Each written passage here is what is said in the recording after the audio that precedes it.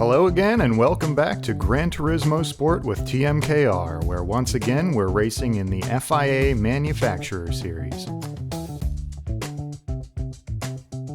This week's race will be Group 4 cars at Interlagos, Sao Paulo, Brazil. My favorite car and track combination. Interlagos, of course, being a very popular circuit among sim racers, and one I always enjoy coming back to. This time it's going to be a fuel-saving race, and those have never been my strong point. But I've got a new strategy to try out, so buckle up and let's get after it.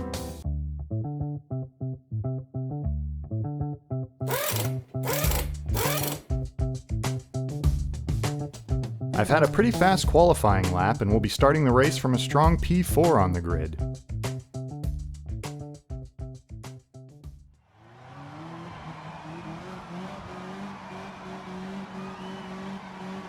I won't be using any fuel mapping for this race. Instead, I'll be running full rich and managing my fuel by coasting, short shifting, and limiting RPMs. We're underway in Sao Paulo, Brazil.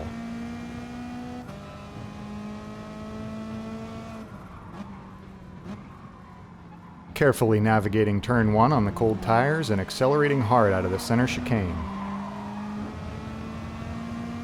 Then immediately into fuel save mode, shifting halfway through 4th gear, and as we get onto the straight, up to 6th, which I typically don't use at all here. Coasting at the 150 board and braking just past 100 for the treacherous turn 4 in 3rd gear.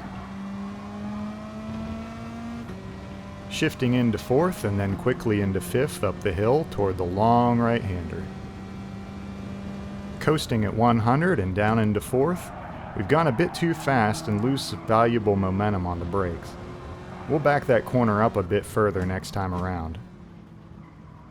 Leaving room as the car moves to the inside on this tight corner and the Subaru comes sliding across the track. I let him slot in and we're in P5. Another car looking inside and terror on the radar as I thought I was getting wiped out by a glitched car behind. That threw me off a bit, and I lifted for this full throttle corner as I searched for some clean underwear. Coasting into the final corner, and going full send up the hill on the main straight.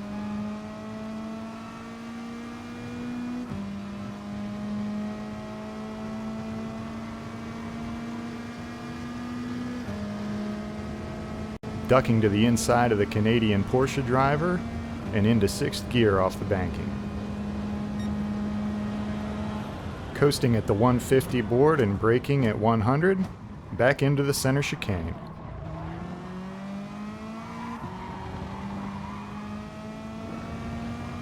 Some battling up ahead, but I don't want any part of that right now. Trying to just settle in and focus on fuel consumption.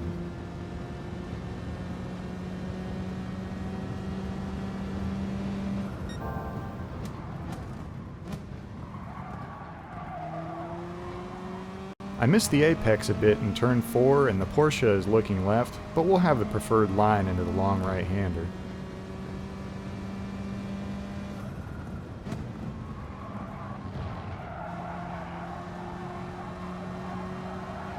Much better drive off that time, but the Porsche ducks right and inside into the next turn. The orange Mercedes follows him through and I didn't see him, so a bit of unintentional contact. We're going to drop back to P7 in the early laps of the race.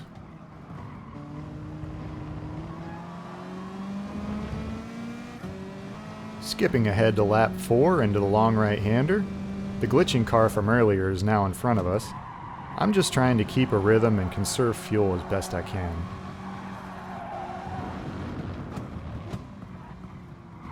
And out of nowhere, the white Porsche of Big Country dive bombs the corner, kicks down the door, urinates on the rug, and shoves his way past us and the red Mercedes. I'm not too pleased with that, and in the next braking zone, I roll it deep for a bump and run, pushing him wide and back 2 positions.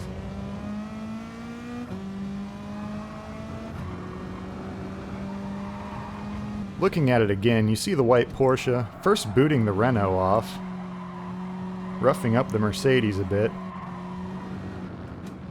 and then firing into us from another postal code.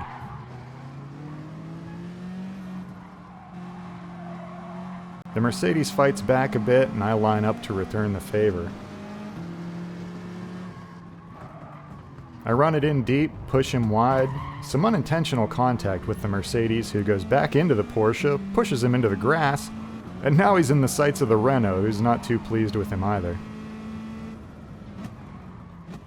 Some door slamming there, and the Renault nearly spins the Porsche in the final turn, and his debt now seems to be paid in full. And that, my dear viewers, is why it's important to race with patience and respect for other drivers. More often than not in sim racing, you get what you give, and karma will find you. I always have mixed feelings when I retaliate though, because I pride myself in racing cleanly and respectfully. Did I cross the line and go too far in the heat of the moment, or was my retaliation justified? You be the judge and let me know what you think in the comments. Back to racing now through the center chicane on lap 5, trying to maximize the drive off and then limit the revs onto the straight.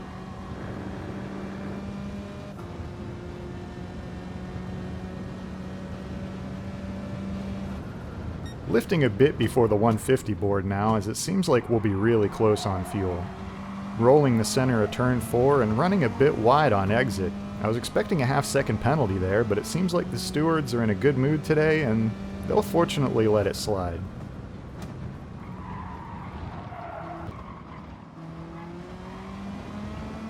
Moving ahead now to lap 8. There's a group of cars just ahead, and contact between the two Mercedes drivers as the Brazilian runs deep, unfortunately resulting in a spin for the innocent party. Off the throttle early for the final corner, and full send up the hill again, looking a bit better on fuel now, but still cutting it close.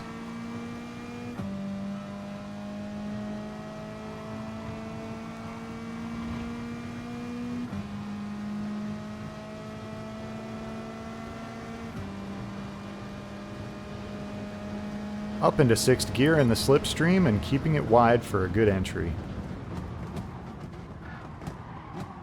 The Mercedes now glitching all over the track, and the Porsche unsure of where to position his car.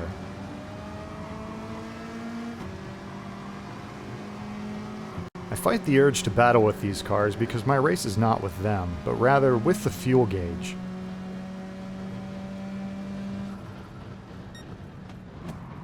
You can see now we've caught up with the pole-sitting BMW, and the top 3 are now some 10 seconds ahead of this pack, so I suspect at least some of them will be running short on fuel.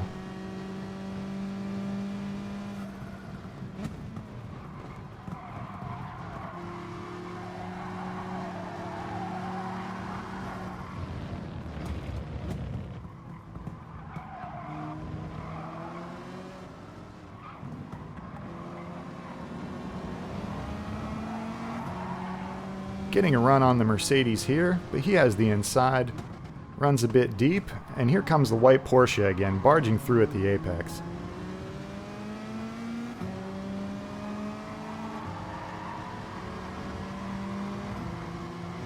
As you can see, he's made exactly 0 friends today and gets punted off the track by his fellow Porsche and into the barrier at the final corner. Getting a big run up the hill onto the main straight, and to the inside of the Canadian Porsche and the Mercedes. Or so I thought.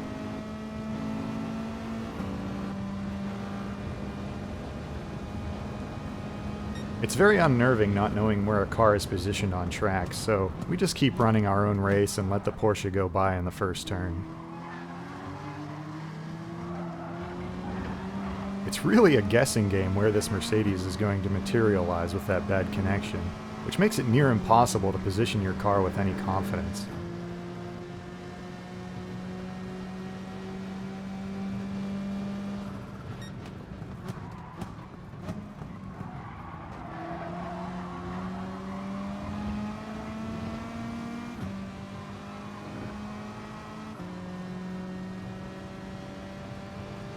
The Porsche going for it now seems to be getting impatient with the glitching Mercedes. He's going to rough him up a bit, push him out wide, and take the position by force. The Mercedes now getting some wheel spin. I'm going to tuck to the left and also get around him, moving us up into P6 as we near the end of lap 10.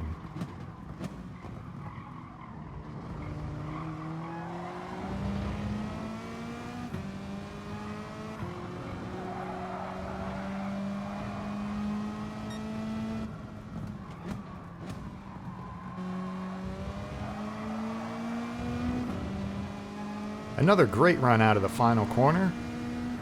We're going to take it to the inside and around the Porsche into P5. And as predicted, 2 of the top 3 have run short on fuel and are forced to pit with 5 laps to go.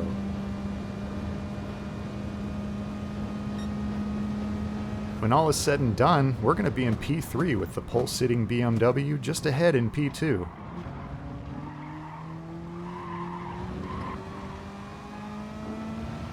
Skipping ahead to the end of lap 11, and we've caught the BMW.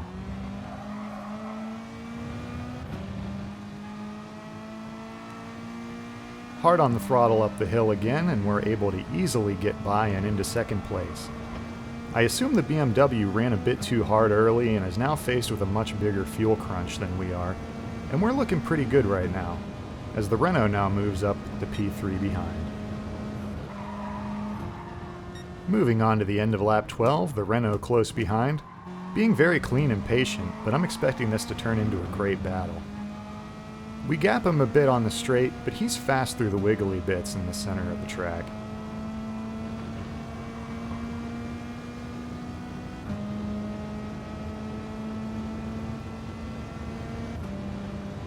But he's going to pit road. That's going to leave a pretty big gap behind, and there's a huge gap ahead, so let's just bring it home.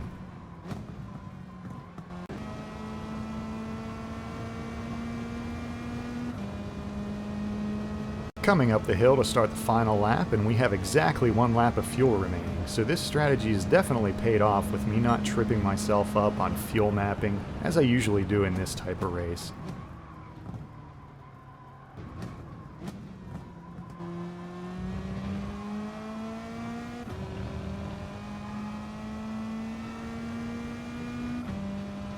And smooth sailing on the final lap of this very demanding race, as we gain ground on the leader, gapped P3, and we bring it to the line with 0.1 of a lap of fuel remaining for a very nice P2 finish.